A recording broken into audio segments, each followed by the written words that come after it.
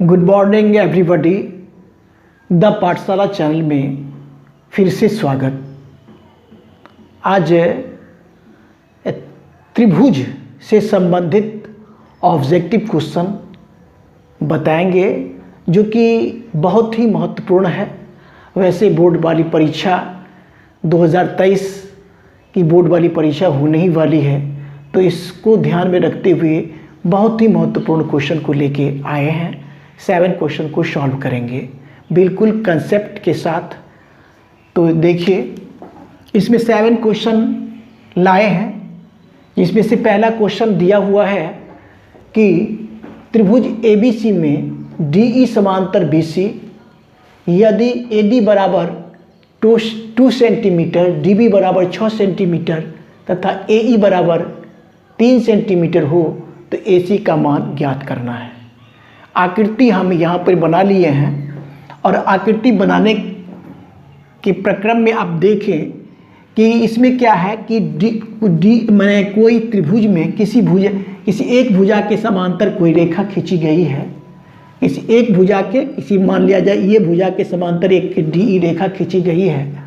तो ऐसा होता है, तो अन्य दो भुजा होता है उसका अनुपात क्या होता है, बराबर होता है, जो कि थेल्स प्रमेय कहलाता है।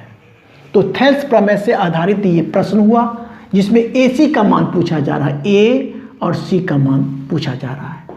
तो थेल्स प्रमेय से क्या हो जाएगा, जब क्या है DE समांतर BC होगा तो जो अन्य दो भुजाएं का अनुपात बराबर होगा। ये थेल्स प्रमेय है। यानी थेल्स प्रमेय क्या कर रहा है कि DE समांतर BC होगा तो AD बट्टा DB बराबर हो जाएगा AE बट्टा EC होगा। ये थेल्स प्रमेय का रहा, जिसमें आपका मान दे दिया है AD बराबर, देखिए 2 सेंटीमीटर, तो AD की जगह पर हम 2 दे सकते हैं, और DB 6 और AE देखिए 3 और EC हम पहले निकाल लेंगे। क्या निकाल लेंगे, EC निकाल लेंगे, क्योंकि हमको ये आपका दिया हुआ है कितना, 3 सेंटीमीटर ये दिया हुआ है। हमको पूछा क्या जा रहा है, AC। तो EC निकाल लेंगे इससे, और EC जब निकलेगा तो 3 को जोड़ लेंगे। ठीक है, तो वही काम को करेंगे। तो इसका क्या हो जाएगा, देखिए 2 गुना EC बराबर कितना हो गया, 2 गुना AC बराबर कितना हो गया, 6 में 3 से गुना करेंगे तो 18 हो जाएगा। तो EC बराबर कितना हो गया, EC बराबर 18, 18 बाई ये गुना करता तो भाग देगा, ये 2 9 18, 9 हो गया। 9 cm निकला। जब ये 3 cm निकल गया और ये आपका 9 cm निकल गया तो AC कितना हो गया, 12 cm। अब ऑप्शन को चेक करेंगे, ऑप्शन आपका प्रथम का घ सही हो गया। बिल्कुल आसान है, देख लीजिए एक बार, क्योंकि मिटाएंगे, मिटा देते हैं आप। फिर देखिए इसी आकृति को रहने देते हैं, और दूसरा क्वेश्चन को थेल्स प्रमेय से आधारित ही क्वेश्चन ये भी है। त्रिभुज ABC में DE समांतर BC हुआ। ज्यों ही DE समांतर BC हुआ तो यहाँ पर ये जो दो भुजाएं हैं वह अनुपात में बराबर होता है, मानी AD बट्टे DB और AE बट्टे EC, यही है आपका थेल्स प्रमेय।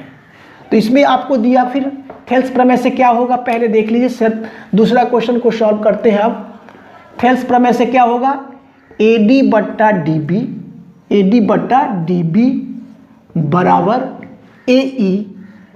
AE बट्टा EC। अब इसमें देखिए क्या क्या दिया हुआ है। आपका दिया हुआ है ADX, तो AD हम X लिख लिए। DB देखिए, DB दिया x माइनस 2 भी लिख लिए। AE दिया AE बराबर x प्लस 2 दिया, तो x प्लस 2 भी लिख लिए। और EC दिया x माइनस 1, तो x माइनस 1 को भी लिख लिए। यहाँ तक एक बार देखिए। अब क्या होगा, ये ऐसे गुना होगा ना, x माइनस 2 और x प्लस 2 क्रॉस मल्टीप्लीकेशन कर लिए ऐसे, और इसको करेंगे, क्या करेंगे देखिए यहाँ पर क्या होगा,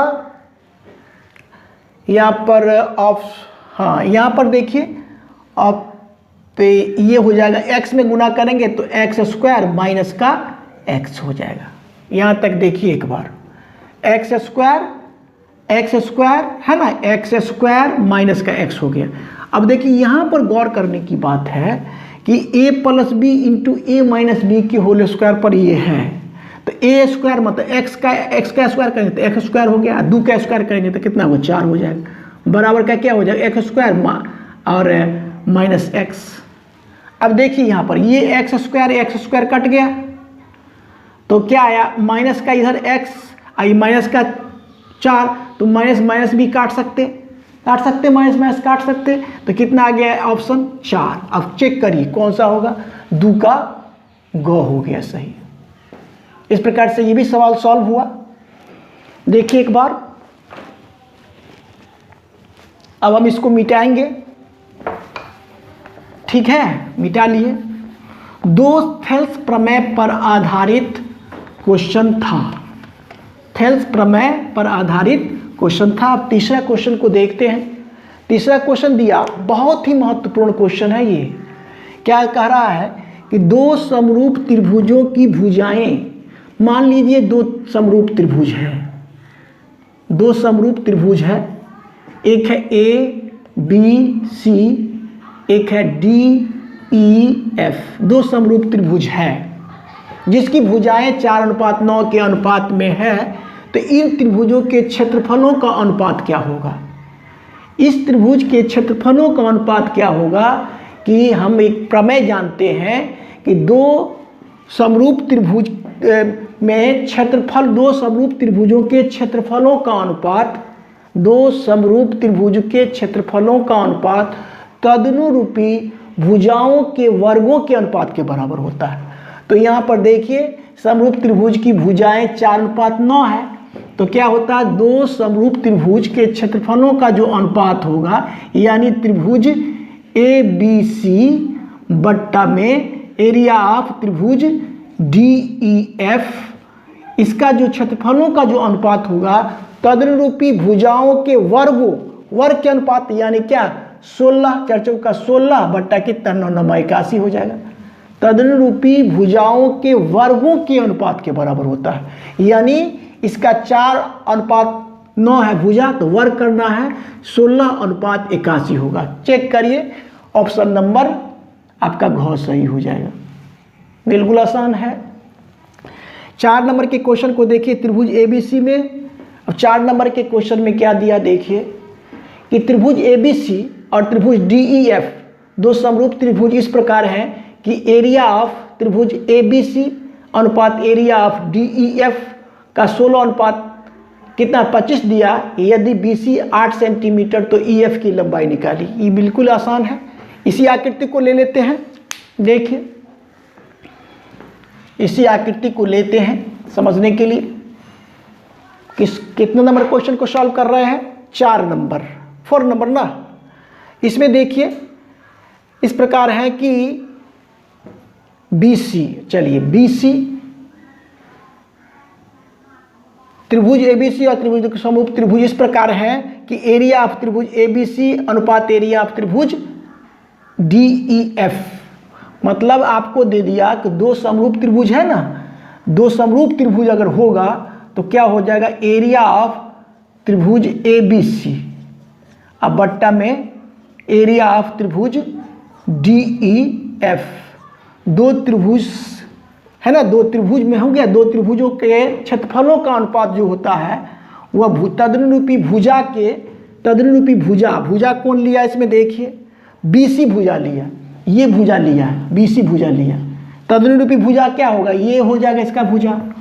तो ये भुजा आपको दे दिया है, तदनुरूपी भुजा के तदनुरूपी भुजा क्या हो गया, बीसी का स्क्वायर अब बट्टे क्या होगा, ईएफ का स्क्वायर।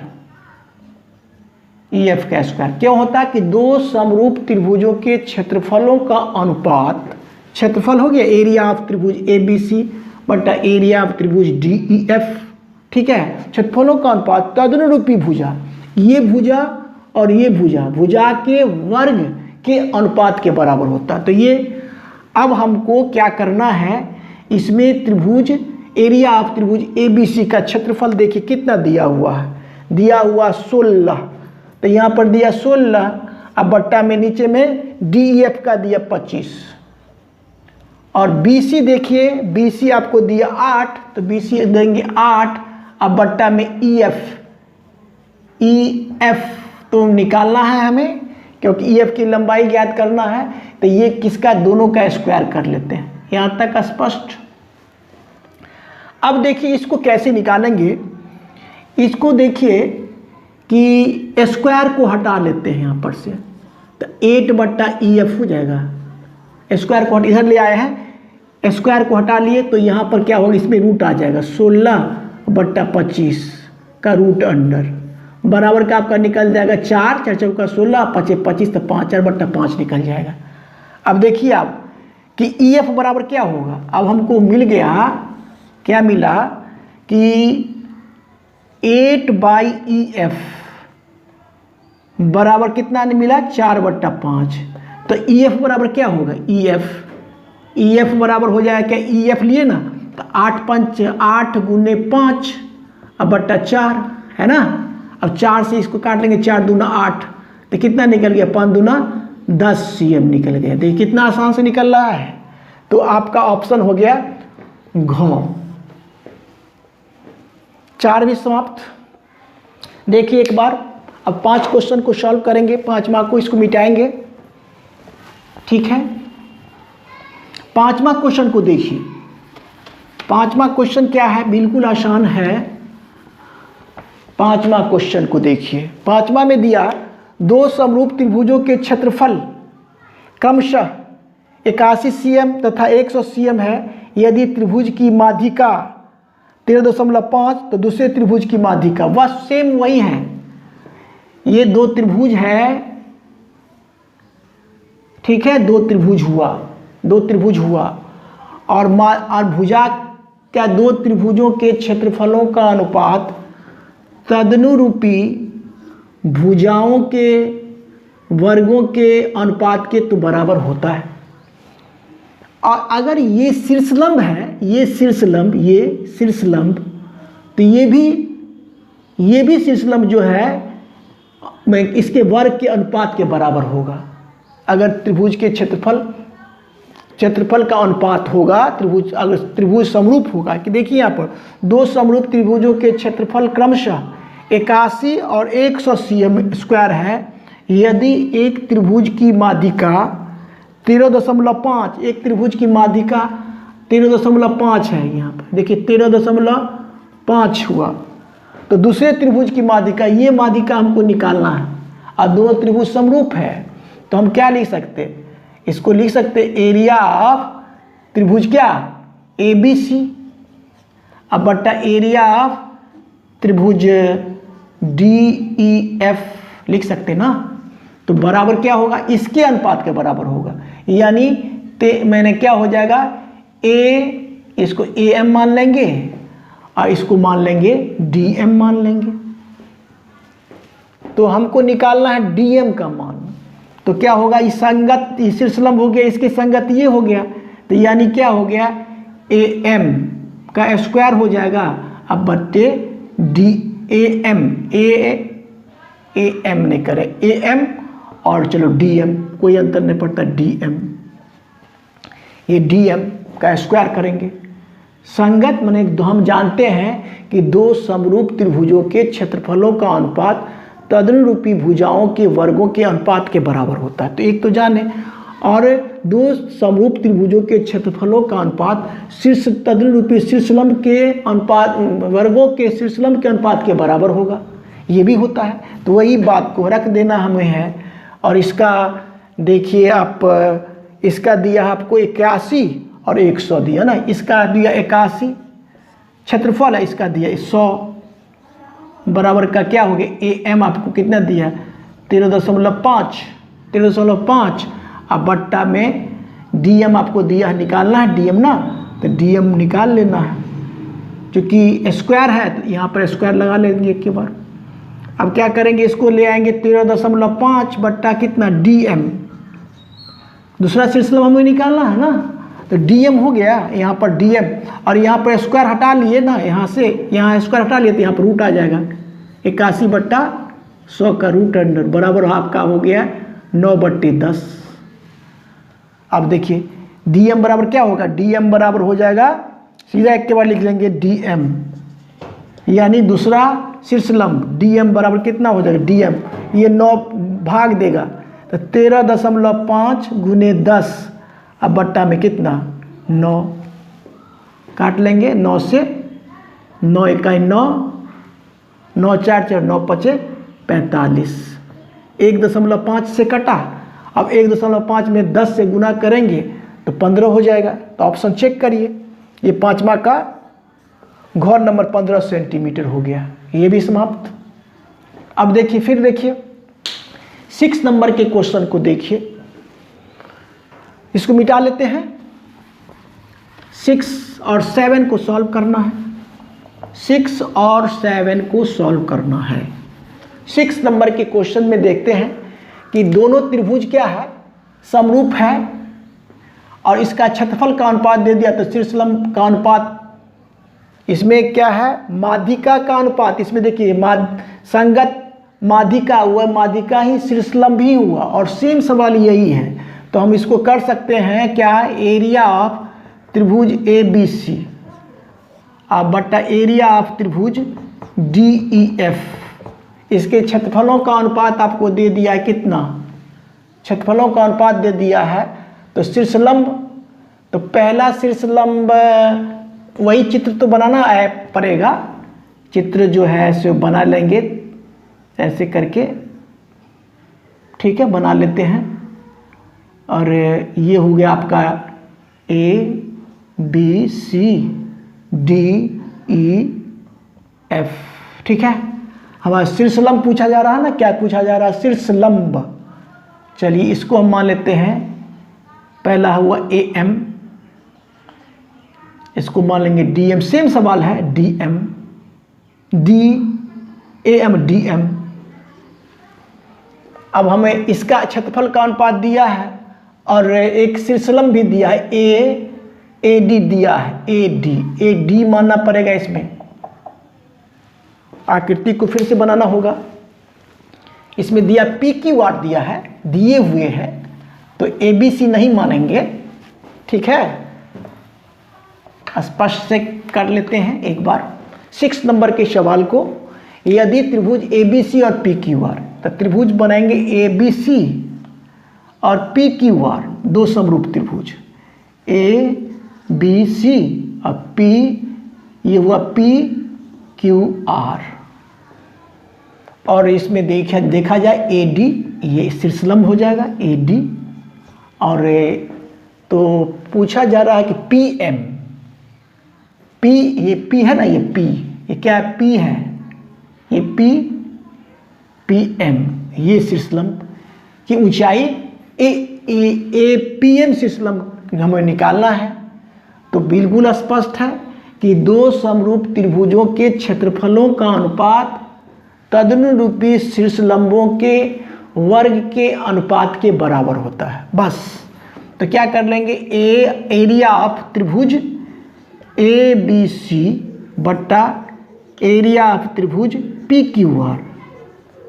क्यू आर बराबर क्या होगा, ए एम का स्क्वायर बट्टे पी एम का स्क्वायर, पी एम का स्क्वायर तदनुरूपी शीर्षलंबों के स्क्वायर के अनुपात के बराबर होता है। ये तो है कंसेप्ट है, बेसिक कंसेप्ट। और इसमें एरिया ऑफ त्रिभुज ए बी सी का दिया हुआ 169 और यहाँ पर दिया हुआ पी क्यू आर में देखिए 144 दिया हुआ बराबर ए एम देखिए यहाँ पर ए डी ना, ए डी होगा यहाँ पर ए डी का स्क्वायर, ए डी का स्क्वायर, ये शीर्षलंब और ये शीर्षलंब पी एम। तो ए डी कितना दिया, ए डी देखिए ए डी दिया 6.5 अब बट्टा में पी एम तो हमें निकालना ही निकालना है, पी एम ये शीर्षलंब स्क्वायर है तो स्क्वायर लगा दिया, बस सेम सवाल है। कि 5 की तरह 6 भी है।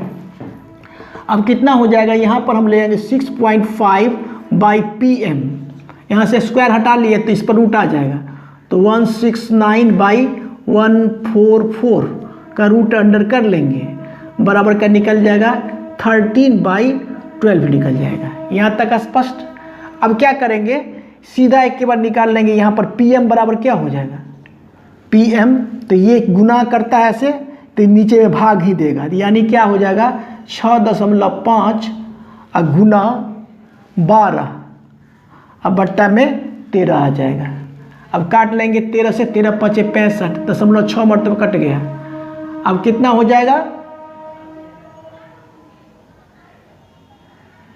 13 5 65 कटेगा, 5 से कटेगा, 0.5 से कट गया तो 12 5 60, यानी कि 6 सेंटीमीटर हो गया। गुना करेंगे तो 6 सेंटीमीटर आ जाएगा।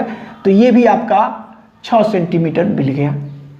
अब अंतिम सवाल को देखेंगे। अंतिम सवाल, इसको मिटा लेते हैं।